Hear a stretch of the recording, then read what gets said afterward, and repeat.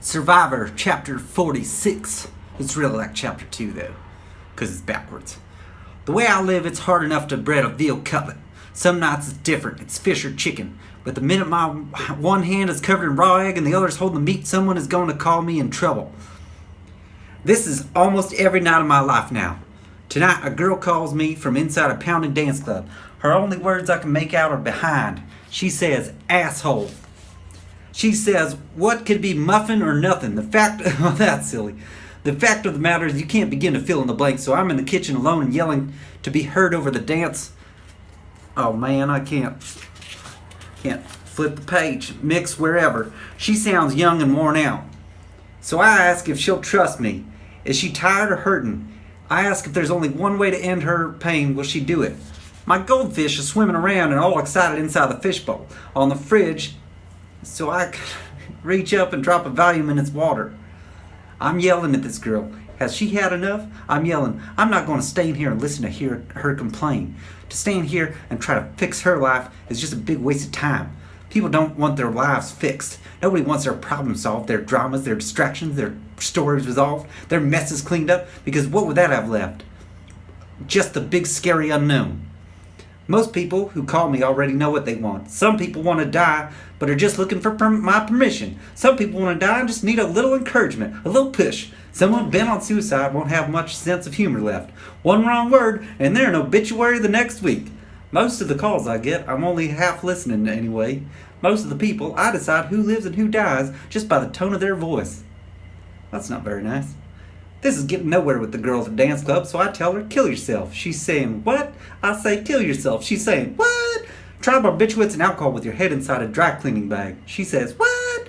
You cannot bread a veal cutlet and do a good job with only one hand, so I tell her, now or never. Pull the trigger or don't. I'm with her right now. She's not going to die alone, but I don't have all night. What sounds like part of the dance mix is her starting to cry real hard, so I hang up. On top of bread and a veal cutlet, these people want me to straighten their whole life out. The phone in my one hand, I'm trying to get breadcrumbs to stick with my other. Nothing should be this hard. You flop the cutlet and raw egg, then you shake it dry, then crumbs. The problem with the cutlet is I can't get the crumbs right. Some places the cutlet is bare. The crumbs are so thick, in other places you can't tell what's inside. It used to be, this was a lot of fun. People used to call me on the verge of suicide. Women call. Here I am, just alone with my goldfish, alone in my dirty kitchen, breaking bread in a pork chop or whatnot, wearing just my boxers, hearing somebody's prayer, dishing out guidance and punishment. A guy will call. After I'm fast asleep, it happens. These calls will come all night if I don't unplug the phone. Some loser will call tonight just after the bar is closed to say he's sitting cross-legged on the floor in his apartment. He can't sleep without having these terrible nightmares. In his dreams, he sees planes full of people crash. It's so real, and then no one will help him. He can't sleep. He can't get help. He tells me he's got a rifle tucked up under his chin and wants me to give him one good reason not to pull the trigger. He can't live with knowing the future and not being able to save anyone. These victims they call, these chronic sufferers they call, they break up my own little tedium. It's better than television. I tell him, go ahead. I'm only half awake. It's 3 a.m. and I have to work tomorrow. I tell him, hurry before I fall back asleep. Pull the trigger. I tell him this isn't such a beautiful world that he has to stay in and suffer. This isn't much of a world at all. My job is most of the time I work for a house cleaning service. Full-time drudge. Part-time God. Past experience tells me to hold the phone a ways from my ear. When I hear the little click of the trigger, there's the blast, just a burst of static, and somewhere a receiver clunks to the floor.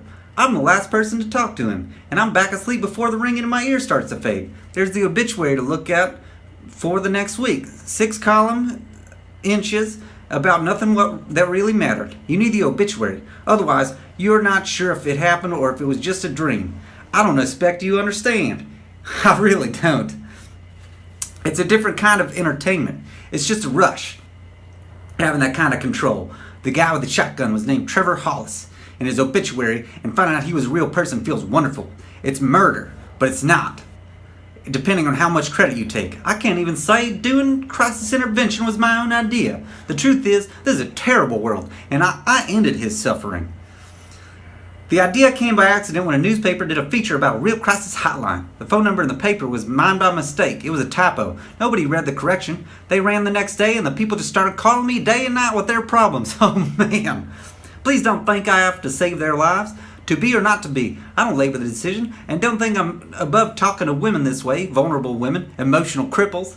McDonald's almost hired me one time, and I only applied for the job to meet younger girls, black girls, Hispanic, white, and Chinese girls. It says right on the job application how McDonald's hires different races and ethnic backgrounds. It's girls, girls, girls, buffet style. Also on the application, McDonald's says if you have any of the following diseases: hepatitis A, salmonella, shigella, staphylococcus giardia, or, man, check on all those, then you may not work there. This is more of a guarantee than you meeting girls on the street.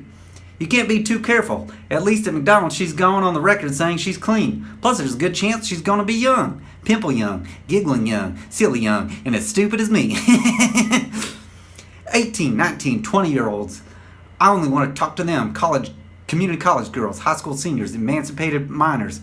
It's the same with these suicide girls calling me up. Most of them are so young, crying with their hair wet down in the rain at a public telephone. They call me to the rescue. Curling a ball alone in bed for days. They call me Messiah. They call me Savior. They sniff and choke and tell me what I ask for in every little detail. It's so perfect some nights to hear them in the dark. The girl will just trust me. The phone in my one hand, I can imagine my other hand is her.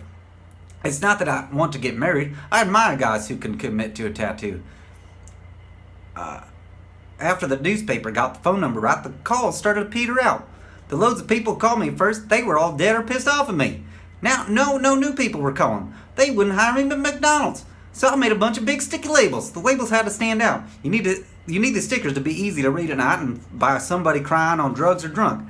The stickers I used are just black or on white with the black letters saying, "Give yourself, your life, just one more chance. Call me for help." Then my number. My second choice was, if you're a young, sexually irresponsible girl with a drinking problem, get the help you need. Call, and then my phone number. Take my word for it. Don't make this second kind of sticker. Okay, Buster, I guess I'll take your word for it. Someone from the police will pay you a visit. Oh, okay. Just from your phone number, they can use a reverse directory and put your name on a list as a probable felon. Forever after that, you'll hear the little click, click, click of a wiretap behind every telephone call you ever make. Take my word for it. If you use the first kind of sticker, you'll get people calling to confess sins, complain, ask advice, seek approval. The girls you meet are never very far from their worst case scenario. A harem of women will be clutching their telephones on the brink and ask you to call back. Please call back, please. Call me a sexual predator, but when I think of predators, I think of lions, tigers, big cats, sharks. This isn't so much a predator versus prey relationship. This isn't a scavenger, a vulture, or a laughing hyena versus a carcass. This isn't a parasite versus a host. We're all miserable together. Well, that's a good way of looking at it. It's the opposite of a victimless crime. What's most important is you need to put the stickers in public telephones. Try inside dirty phone booths, near bridges over deep water. Put them next to taverns, where people with no place to go get thrown out at closing time. In no time at all, you'll be in business. You'll need one of those speaker phones where it sounds like you're calling from deep inside somewhere. Then people will call in crisis and hear you flush the toilet. They hear, oh yeah.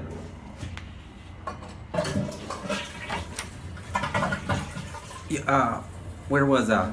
They'll hear the roar of the blender and know how you couldn't care less. These days, what I need is one of those cordless telephone headsets, a kind of Walkman or of human misery, live or die, sex or death. This way, you can make hands-free life and death decisions every hour when people call to talk about their one terrible crime. You give out penance, you sentence people, you give guys on the edge the phone numbers of girls in the same position.